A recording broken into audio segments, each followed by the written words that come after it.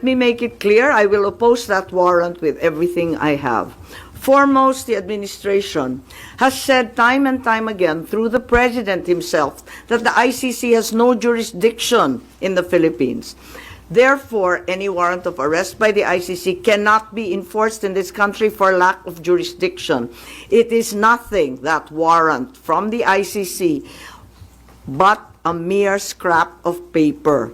Walang bale yun. In addition, there's no basis for the Philippine government to cooperate with the Interpol in enforcing an ICC warrant. The mere fact that a void warrant is transmitted through Interpol does not make it less void, does not make it valid. At ikatlo, as the hearings have established, the circumstances surrounding the investigations of the ICC in this country, the incidents leading to the issuance of these ICC warrants, and the enforcement of such warrants are politically motivated and really are in violation of Article 3 of the Constitution of the Interpol itself, which prohibits the Interpol from participating in any intervention or activity of a political character. Ma'am, sabi niyo, you will do everything para harangin sakaling magkaroon na rin ng arrest warrant laban kay VP Sara. Ano ba mga action ang gagawin niyo? Wala tayong balak na isuko ang soberanya ng Pilipinas at ibaliwala ang ating husgado. So hindi baka maireklamo kayo ng obstruction of justice just in case? Hindi ko po alam. So ano mga action ang gagawin niyo, ma'am, para harangin sakali? Iniisip pa kung anong kailangan gawin dahil tulad nga ng sinabi ko, haka-haka pa lamang ito. Ngunit sa nakita natin sa mga nakaraang 2 taon, itong mga haka-haka, duda, suspecha, madalas nagiging totoo. So may mga preparation na rin si VP Sara dyan sa chismis na natanggap niyo, ma'am? Marahil po. Pero yung warrant na paparating para kay Senator Bato and other former police officials, credible na po yung source nyo dun, ma'am? Parang, kasi maliwanag yung listahan, pero andun siya sa sumunod na listahan ng ICC, di ba? Andun siya sa warrant, kaya't inaakala namin na yun na ang susunod. Pero hanggang ngayon, wala naman inilalabas at nagbago ang ihip ng hangin at ang balita ay si VP Sara. Ma'am, Yes. kanina nabanggit niyo po kanina na part ng diversionary tactic yung paglabas ng issue ng supposed paid trolls ng Chinese Embassy in Manila. Are you now saying that Senator Tolentino and the committee niya po were used po for this propaganda by the administration? Ay hindi ko naman Doc, bata pa ako pero marami na akong puting buhok. Dapat ko bang i-dye? Ang sagot ay ang mga chemical sa dye ay pwedeng makapahina sa i-divert sa iba't ibang balita tulad ng mga sagupaan, yung fake news nga na tinake over na, yung kung ano-anong mga isla at islet, tapos yung balita ng 20 pesos rice, sinabay-sabay para ilayo sa tunay na problema.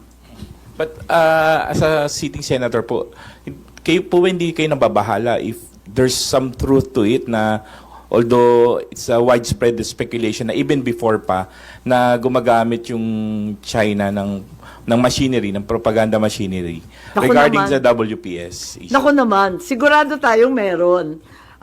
Walang pagkakaila, walang duda na meron silang makinarya para dyan. Meron din ang mga Amerikano, meron din yung iba't ibang mga malalaking bansa. Marami talagang nakikialam. Next time po. Ma'am, how do you feel about people saying na hindi maganda na kayo po kinampihan nyo yung mga Dutertes, yung kalaban ng kapatid nyo, more than dun sa kadugo nyo po sa si President Marcos? How do you feel about that? Masamang-masama ang loob ko, ngunit ang akin lamang, kailanman hindi kami nag-away ng aking kapatid. Yung mga amuyong sa palasyo, yung mga nariyan, yung mga lulong, ayun, sila sila po ang ating kaaway. At hindi ko naman kinakampihan ang isang panig laban sa isa. Ang pinapanigan ko lamang ay ang soberanya ng Pilipinas na isinusuko natin. Nakakahiya naman itong ginagawa natin na. Ma'am, sino daw yung lulong? Abangan po ninyo. Abangan po ninyo. Pero ma'am, hindi ba in a way parang baka ma-destabilize yung leadership mismo ng kapatid nyo dito sa mga nagiging findings at mga statements nyo against people around him? Hindi ko linalabanan ng sinuman, binabasa ko lang ang lumabas sa katibayan mula sa hearing. Wala akong magagawa kung litaw ng litaw ang katotohanan. So, okay lang kung medyo makadestabilize ito sa leadership ni... Wala ni tayong Vivian. pagnanais mag-destabilize sa Pilipinas. Marami na tayong problema. Ngunit ang katotohanan ay kinakailangan mangibabaw sa lahat. Alas na lang po. Ma'am, may balita na parang may intention na ang manalo ay mga pro-China and then kapag nanalo, ipapa-repeal yung batas about yung maritime zone law. Wala akong alam kung tungkol dyan. Ako ay tanging pro-Pilipino. Ipaglalaban ko ang ating bansa tulad ng ginawa ng tatay ko sa sino man at anumang dambuhalang kapangyarihan. Sen, good morning. Do you think yung pagsasampa ng reklamo sa ombudsman could help deter kung ano man yung susunod na plano ng ICC para magdalawang isip yung mga nagpatupad nung una kay dating Pangulo? Sana po. Sana po. Inaasahan ko po. Kailan po kaya yung Tignan pagsasampa ng natin, reklamo? tignan natin kung anong magagawa. Ito lang yung mula sa amin sa findings, ito ang lumilitaw at saka si Justice Ascona, sabi niya may labag talaga sa ating saligang batas, sa ating mga batas na pinaiiral at kinakailangan managot yung naglabag. Ma'am, balikan ko lang. Yung warrant, ICC warrant to, ma'am, no, yung narinig nyo para kay VP Sara. When is this coming out? Chismis nga lang kaya walang name and date. Ma'am, yung ano po, yung further findings nyo, does it need yung approval po ng committee members? Yes, hindi to committee report hindi ako kukunwari na committee report to. We are not in session, we're recess. So, wala pa talagang committee report na masasabi. Kaya lang, sa daming nagtatanong, sa marami na nagsubaybay sa oras-oras na hearing, pakiramdam ko, obligado ako magsaad ng findings along the way. Kasi nga, hindi matapos-tapos at hinahadlangan ng todo-todo. Ma'am, doon may binabanggit din po na yung Republic Act 9851 wherein it says na yung pag-present sa local court ng isang individual who is facing an allegation of crimes against humanity, hindi na kailangan. The government, although the term used was may surrender yung individual niya, do you think it's enough dun sa nangyari kay former president? Sa bagay na yan, sa palagay ko, ang Senado kasama ng Kongreso maaring magbago ng batas at liwanagan yung Article 17 nung 9851 kasi hindi maliwanag doon, parang natanggal sa proseso ng pagpipinal. Nakita ko yun. Maliwanag yung surrender, maliwanag yung alin yung extradition. Maliwanag na yung surrender ay para sa dayuhan lamang. Pero, dun sa final version mukhang na-edit, kaya maari natin tignan yan dahil ang purpose ng investigation sa Senado ay talagang in aid of legislation. Isa na yon na kinakailangan tignan. Isa pa yung extradition law na inakda ng tatay ko. Ang tagal-tagal na nun. Marahil kinakailangan tignan na rin natin yan dahil hindi na pakay sa mga problema ngayon yung ibang provision doon. Ma'am, since it's not yet amended yung binanggit niyo po na Section 17, that's still existing. Hindi po ba enough to justify what happened during yung March 11 arrest. Kapag hindi maliwanag ang isang bagay, binabalikan yung debate sa Senado, yung transcript at saka yung contextual analysis ng mga pahayag ng ipinasa, rinipaso yan. At maliwanag dun sa original na talagang yung surrender ay para sa dayuhan lamang. Kung bakit na iwaglit at naiwan yun at may nilagay na mga pag-aamyenda sina Senator Subiri, sina Senator Gordon nung panahon na yon, hindi ko alam kung nakalimutan lamang o sa pagmamadali hindi na isaayos ng maigi. Pero yan naman ang trabaho talaga ng mambabatas. Tignan at isaayos, iklaro ang mga hindi masyadong maliwanag. Ma'am, pareact lang dito. Yung kay Pangulong Marcos po tsaka VP Sara na trust and performance rating, kay Pangulo po 60% trust, 59% performance, pero it represents a decline po since nung fourth quarter ng bansa. Habang kay VP po, tumaas po siya ng 9 percentage point. Comment on this. Pasensya, pero hindi na ako nagbabasa ng survey. Kaya hindi ako up to date dyan. Ang nararamdaman ko, ang pagpuot, ang hinanakit, at ang galit ng mga Bisaya. Galing po ako sa Cebu, mamaya pupunta ako sa Davao. Alam na alam ko ang pakiramdam nila.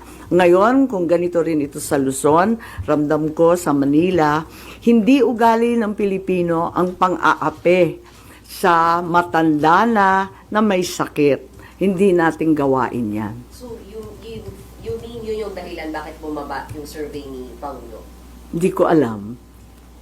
Tulad ng sinabi ko, napakaraming survey ngayon na kung tutuusin, kinakailangan na siguro i-supervise, i-control ng COMELEC kasi grabe na ang mind-setting, brainwashing, and laying the predicate, ika nga.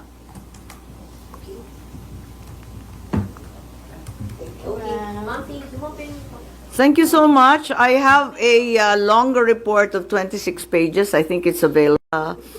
Hindi magkaintindihan. So ipapaliwanag ko, once again, I would like to announce that the Committee on Foreign Relations has further findings following up on the preliminary findings initially issued several weeks ago. Matapos ang tatlong hearing, tatlo na naman ang aming findings at natuklasan. Unang-una, ang pag-aresto at pagsuko kay dating Pangulong Rodrigo Duterte sa ICC ay klarong may motibong politikal. May malinaw na pattern na kung saan may malalaking kaganapang pampolitika bago ang mahahalagang pahayag at aksyon ng administrasyon kaugnay sa ICC. Makaraang magsimulang magpahayag si PRRD ng mga batikos laban sa People's Initiative o sa pagpapalit ng ating saligang batas. Sumagot ang ating Pangulo na ang Pilipinas ay isang open country at kikilos lamang ang gobyerno kung may illegal na gagawin ng ICC. Ngunit matapos dumalo si dating Pangulo sa pagdinig ng Quadcom noong 11 November 2024, sumagot ang ating Executive Secretary na maaring makipagtulungan ang mga lokal na otoridad sa Interpol kung hihingi ng tulong ang ICC. Biglang nagbago ang tunog ng gobyerno. Matapos kumambyo ang ilang pro-administration congressmen tungkol sa impeachment labang kay VP Sara dahil sa napakalaking peace rally ng INC noong Enero 13, bumalikwas ang administrasyon sa pamagitan ng pagkatha ng Oplan Tugis or Operation Pursuit sa Ingles na rineport ng New York Times kasunod ng pahayag ng kalihim ng katarungan na bukas ang administrasyon makipag-usap na sa ICC tungkol sa ilang pamamaraan ng kooperasyon. Maliwanag ang pag-aresto kay dating Pangulo ay bahagi ng malawakang pagsisikap ng gobyerno na pabagsakin ang mga Duterte bago mag-2028 election pa. Ang unang malinaw na pagtangka upang pabagsakin ay sa pamamagitan ng PI na magsilbing panimula sa pagbabago ng probisyon ng ating konstitusyon para hadlangan makabalik sa 2028. Nang mabigo ito, nagmadali nasiraan ang pangalan ng mag-ama. Noong Mayo 2024, sinimulan na ng Kongreso sa Committee ng Human Rights ang pagsisiyasat tungkol sa EJK, pinalawak noong Agosto 2024 at doon na nagmula ang pagbuo ng Quadcom. Dumating sa bansa ang mga kinatawan ng ICC noong October 2024. At sa tulong ng gobyerno, nakalap nila ang mga dokumentong kailangan para makakuha ng warrant of arrest. Samantalang nagsagawa ng sarili nitong investigasyon, ang DOJ naman hinggil sa EJK noong ika-4 ng Nobyembro sa pamamagitan ng kanilang Memo 778. Dahil nananatili pa ring banta si VP Sara kahit wala na ang tatay niya, nagsagawa naman ang Kamara ng investigasyon sa confidential funds ng OVP at sa huli na-impeach si VP. Napatunayan ang motibong politikal na napag-aresto sa turnover kay PRRD sa pamamagitan ng mid-election final campaign sprint action plan ng Lakas CMD noong nagtipon-tipon ang matataas ng opisyal noong petsang 22 ng Abril. Nakaraang ilang linggo lamang, inilarawan ang mga nagawang mga Oplan Horus, isang operasyon na inilunsad noong Abril 2024 na naglalayong pabagsakin ang dalawang Duterte. Sa bahagi ng action plan, How to Attack, tinukoy ng ilang ahensya ng gobyerno, kabilang ang PNP, Kamara ng Kinatawan, sa nakipagtulungan ng dating Senador Antonio Trillanes upang tulungan ng ICC prosecutor makakuha ng warrant sa pag-aresto ng dating Pangulo. Binanggit din na nakuha ang kinakailangan boto para sa impeachment ni VP sa pamamagitan ng paggamit ng tinatawag na soft projects katulad ng AIX, AKAP at TUPAD. Doon naman sa bahaging following strategies and moves, tinukoy na kailangan pabilisin ang impeachment ni VP Sara at makakuha ang boto sa Senado sa pamamagitan na naman ng pamimigay ng proyektong for later release or yung mahiwagang FLR bilang gantimpala sa tamang bumotong mga senador. Ikalawa, may magkakaugnay na pagtatangkang pagtakpan ang mga detalye at motibo sa likod ng pag-aresto ng dating Pangulo. May cover-up. Habang nagpapatuloy ang unang pagdinig, tumanggi si DILG Remulla na magsalita. Tanungin siya tungkol sa panayam kay Pinky Webb, kung saan sinabi niya na group effort ang pag-aresto at in-invoke pa ang executive privilege samantalang lumabas na sa media. Una, tinawag niyang chismis ang pahayag. Ngunit nang mabisto, tinulungan na lamang ng kapatid at sinabing executive privilege na nga.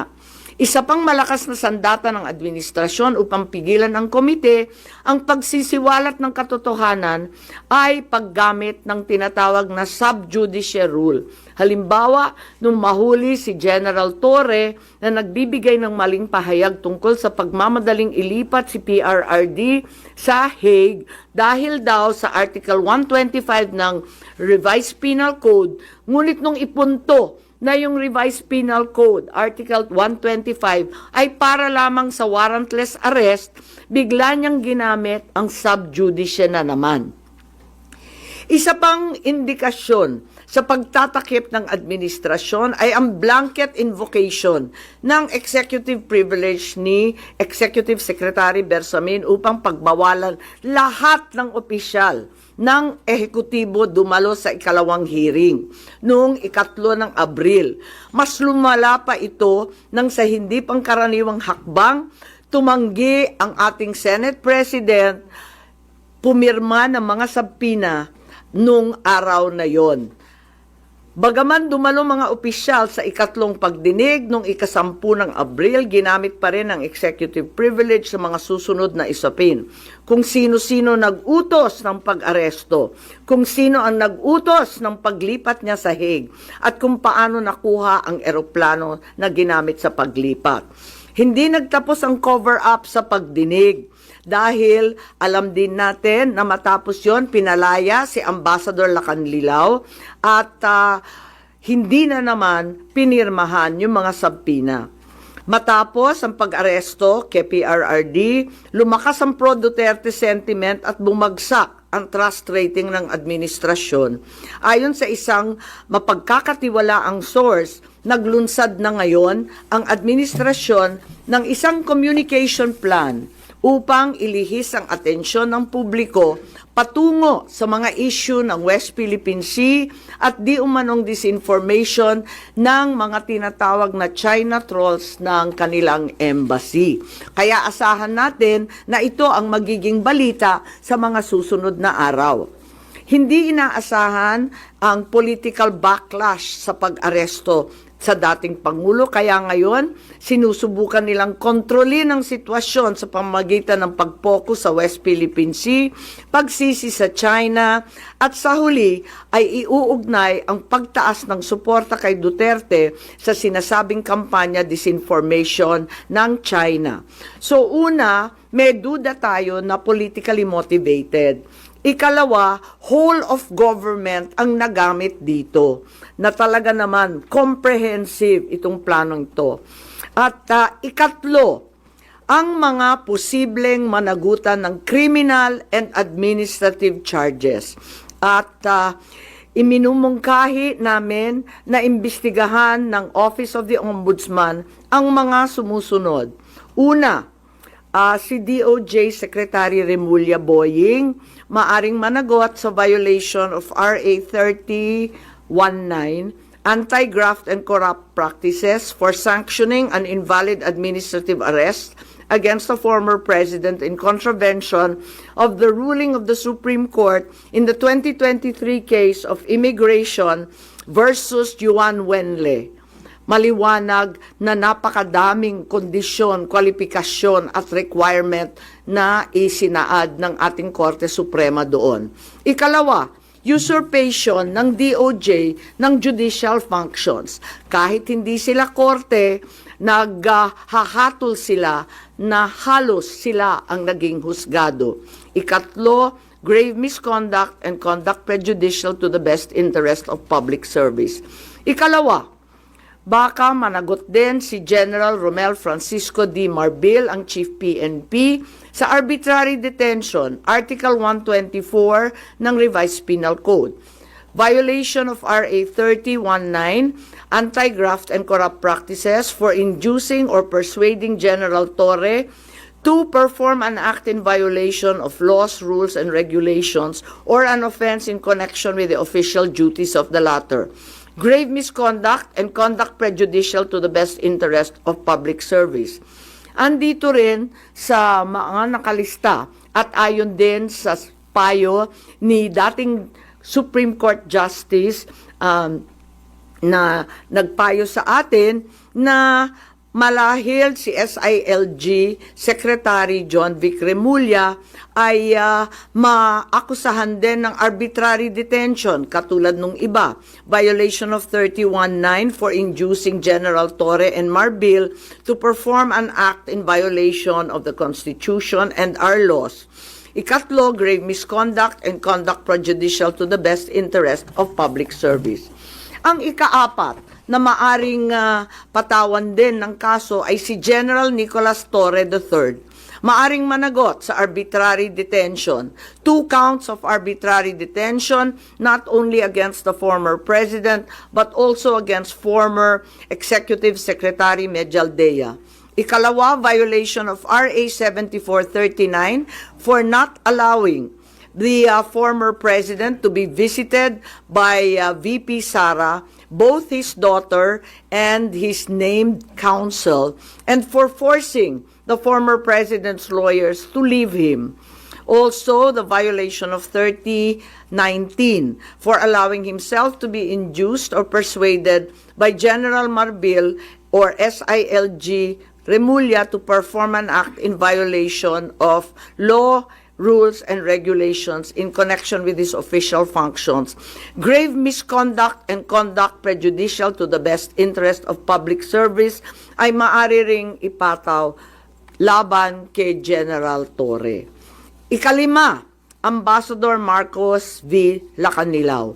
Maaring managot sa usurpation of official functions, Article 177 of the Revised Penal Code, pagsisinungaling sa ibang kaso at perjury sa ilalim ng Article 183 of the Revised Penal Code, false testimony in other cases, and perjury in solemn affirmation under Article 183 of the Revised Penal Code, at conduct prejudicial to the best interest of the service. So ito ang further findings namin. Hindi ko masara yung investigasyon kasi marami pa ring mga issue katulad ng sinong tumulong sa ICC, yung tungkol sa eroplano na nanatiling bukas at masalimuot. So, nais kong ipakita ang isang video na nagawa na ganito rin ang pahayag. Simulan po natin ang video na maaring mapanood ng ating mga kaibigan. Enero 28, 2024, sa first Maisog Rally sa Davao, nagliyab ang balita at social media. Matapang, walang preno. Mr. President, baka susunod ka sa dinaanan ng tatay mo. Diyan ako takot. Ayaw ko mangyari sa iyo yan. Nagbato ng maaanghang na salita si dating Pangulong Rodrigo Duterte laban kay Pangulong Marcos tungkol sa di umano'y paggamit ng droga at ang kontrobersyal na People's Initiative.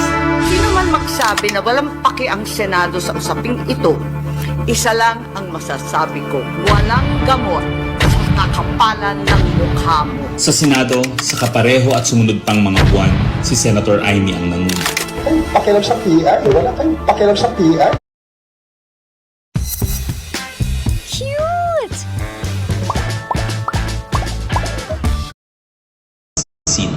Siyang unang nagtanong, para kanino ba talaga ang PI na yan? Marso 2024, sa kabila ng bangayan sa harap ng sambayanan, narinig natin si Pangulong Marcos. Matatag, matapang. The International Criminal Court has no jurisdiction over the Philippines as we remain to have a working judicial system and law enforcement mechanisms. Walang jurisdiksyon ang ICC sa Pilipinas. Sa sabong, nagpagpag siya ng balahibo. Ang hindi natin alam, paghupa ng alikabok ay nagsimula ng ilatag ang plano para muling sumagi sa ICC. Kaya pagtungtong ng Mayo, tahimik ngunit mabilis ang galaw. Isinumite ng DOJ ang legal brief para sa posibleng pag-aresto kay FPRRD. Isang pagtataksil na walang nakapansin. Hunyo, pumutok ang balita. Nagbitaw si VP Sara bilang DepEd Secretary. Tendered my resignation as the Secretary of Education effective July 19, 2024. Isang babae ng tapang ngunit walang nagawa dahil sa likod ang tama. Agosto, isinagawa ang unang Quadcom hearing laban kay FPRRD habang inuusig ng COA ang confidential funds ni VP. Ang hindi natin alam, sa gitna ng lahat ng ito, itinalaga na ni PBBM si Marcos Lacanilao bilang Special Envoy ng Transnational Crimes na siyang magsusuko kay FPRRD. At maluwag na rin pinapasok ng bansa ang mga tiga-ICC noong Oktubre. Walang bahid ng pagtutol, walang balak na ipagtanggol ang kapwa Pilipino. Nobyembre, nag-iba na ang ihip ng hangin. Matatag, matapang, walang bahid ng pag-aalinlangan. Narinig muli natin si Pangulong Marcos, ngunit iba na ang sinabi. If yun ang gugustuhin ni PRRD, hindi naman kami haharang dun sa mga ICC. Para tabunan ang galawan, pinaingay ang impeachment complaints laban kay VP Sara. The Office of the Secretary General will transmit the 2 impeachment complaints filed against Vice President Sara Duterte. Kahit pa nagkaroon ng INC rally noong Disyembre, naidiin pa rin ang impeachment sa Kongreso. Planado na rin ang pagpirma ng questionableng 2025 budget kahit bat-bat ng anomalya. Enero 25, 2025, sinimulan na ang Oplan Tugis o Operation Pursuit, ang lihim na operasyon para hulihin si Duterte. Pagsampa ng Pebrero, nag-apply ng arrest warrant ang ICC prosecutor. Isang tahimik na pag-uusig habang tayo'y pinaiikot ng mga rally at press release.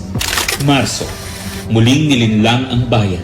Humingi daw ng 60-day extension ang DOJ para sa EJK report noong Marso 6. Pero ang totoo, nakabinbin na ang arrest warrant mula sa ICC chamber Marso 7 hanggang 10. Ang hindi natin alam, Marso 11, 2025, sa kanyang pagbalik sa Pilipinas, hindi pa man bumababa ng eroplano si FPRRD, isinagawa na ang pag-aresto.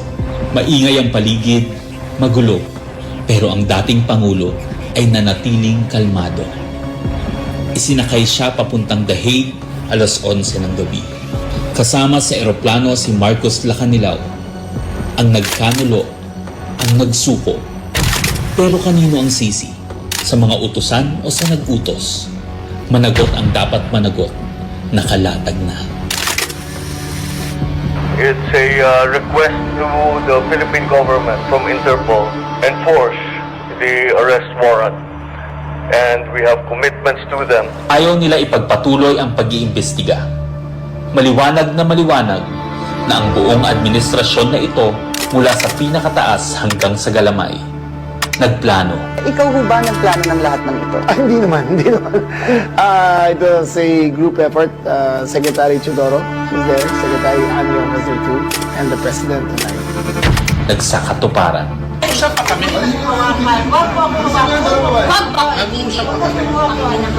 Kayo mga Nagkagulo. Tayong magawa. Wala tayong magawa dahil mismo ang gobyerno. Nagtakpanan. Mamili ka. Kapag warrantless arrest, edi may period. Kapag may warrant, walang period. I'm being cautioned by the DOJ, ma'am, that it may be sub-judice already to discuss that because of the habeas corpus pending in the Supreme Court. Ngunit lumabas ang buong katotohanan. Ganito pala ang bagong Pilipinas. Hindi man lang natin alam. Tahimik ang pagtataksil. There was no red notice and what was issued was merely a diffusion. Tahimik ang pagwasak. Paliwanag mong maigi, representative ka ba ng Pilipinas or representative ng Interpol? Pipili ka lang. Represent ko po ang Interpol NCB Manila. So mali itong papel na to. Harapan ang pagtalikod.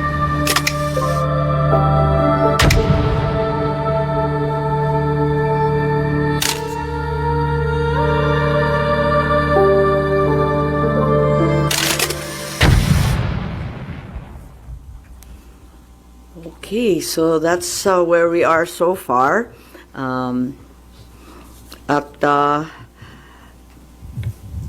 Mahirap hindian ang sinasabi sa bidyong yan na may isang malawakang plano na may kinalaman sa politika at sa 2028. Yun. Hello. Po. Ma'am, how's your relationship with the President? Nakapag-usap na po kayo? No, I haven't seen him in ages. I'm sure he's not happy about what's happening. I'm certainly miserable about these developments. Sinasabi niyong plano ng gobyerno, pinlano ito, politically motivated. You think PBBM allowed this po? Hindi ko alam, inako ni SOJ Boying Remulla na siya nag-utos. Ngayon hindi ko alam kasi sa isang banda, masasabing alter ego ang bawat membro ng kabinete. Sa ibang banda naman, kusang ginawa ni Secretary of Justice. May pinaimbestigahan kayo sa Office of the Ombudsman, so i-furnish nyo sila ng copy ng findings ninyo, ma'am? Yes, definitely. Papadala natin doon. Dahil, as we know, this is only in aid of legislation at may mga legislation na rin kaming naiisip hinggil sa mga usaping ito. Kailangan i-forward na namin sa iba't ibang korte. Itong findings ninyo, official na to, so no more hearings? Hindi ko pa alam. Ang tawag ko nga further findings because I'm not certain that we can close this. There are also allegations that, first of all, several weeks ago, a draft was mooted involving a warrant of arrest of 5 police officers, including Senator Ronald Bato de la Rosa. Of late, there has been a rumor, once again, that Vice President will in fact be issued by the ICC a warrant immediately. So, alam natin na si VP Sara ay nandun sa listahan. Pero alam ko na nasa ibaba siya, no? Doon sa mga pinangalanan. Ngunit, ilang araw nakalipas, may mga report na siya na ang uunahin. Sorry, where did you get this information, ma'am? Nasusunod si VP Sara na arestuhin? Uso naman ang chismis ngayon. Chismis rin po. Meaning, no credible source, ma'am? Not yet. A few incredible sources, but nevertheless, we have to pay heed. And let me make it clear, I will oppose that warrant with everything I have. Foremost, the administration has said time and time again through the president himself that the ICC has no jurisdiction in the Philippines. Therefore, any warrant of arrest by the ICC cannot be enforced in this country for lack of jurisdiction. It is nothing, that warrant from the ICC, but a mere scrap of paper. Walang bale yun. In addition, there's no basis for the Philippine government to cooperate with the Interpol in enforcing an ICC warrant. The mere fact that a void warrant is transmitted through Interpol does not make it less void, does not make it valid. At ikatlo, as the hearings have established, the circumstances surrounding the investigations of the ICC in this country, the incidents leading to the issuance of these ICC warrants, and the enforcement of such warrants are politically motivated and really are in violation of Article 3 of the Constitution of the Interpol itself, which prohibits the Interpol from participating in any intervention or activity of a political character. Ma'am, sabi niyo, you will do everything para harangin sakaling magkaroon na rin ng arrest warrant laban kay VP Sara. Ano ba mga action ang gagawin niyo? Wala tayong balak na isuko ang soberanya ng Pilipinas at ibaliwala ang ating husgado. So hindi baka maireklamo kayo ng obstruction of justice just in case? Hindi ko po alam. So ano mga action ang gagawin niyo, ma'am, para harangin sakali? Iniisip pa kung anong kailangan gawin dahil tulad nga ng sinabi ko, haka-haka pa lamang ito. Ngunit sa nakita natin sa mga nakaraang 2 taon, itong mga haka-haka, duda, suspecha, madalas nagiging totoo. So may mga preparation na rin si VP Sara dyan sa chismis na natanggap niyo, ma'am? Marahil po. Pero yung warrant na paparating para kay Senator Bato and other former police officials, credible na po yung source nyo dun, ma'am? Parang, kasi maliwanag yung listahan, pero andun siya sa sumunod na listahan ng ICC, di ba? Andun siya sa warrant, kaya't inaakala namin na yun na ang susunod. Pero hanggang ngayon, wala naman inilalabas at nagbago ang ihip ng hangin at ang balita ay si VP Sara. Ma'am, kanina nabanggit niyo po kanina na part ng diversionary tactic yung paglabas nung Tama na sa paghihirap sa sarili mo. Alam mo ba kung pwede kang manghiram ng pera at mababa pa ang interes? Ito, may pera gamit ko. Daily interest ay 0.3% lang. Ibig sabihin, hindi mo na kailangang mag-alala sa sobrang taas ng interes. Pwede ka pang manghiram na hanggang 100,000 pesos. Kaya kahit anong financial need, kayang-kaya. SEC registered pa, kaya safe at legit. At repayment terms, pwede mo siyang bayaran up to 6 months. Kaya hindi biglaan ng pressure. Tsaka hindi mo na kailangan lumabas o palakad-lakad kung saan-saan. Online lang ang process. I-enter mo lang ang number at ID details mo. So na, kaya ano pang hihintayin mo? I-click na ang link sa baba ng video at i-apply mo ang credit limit mo.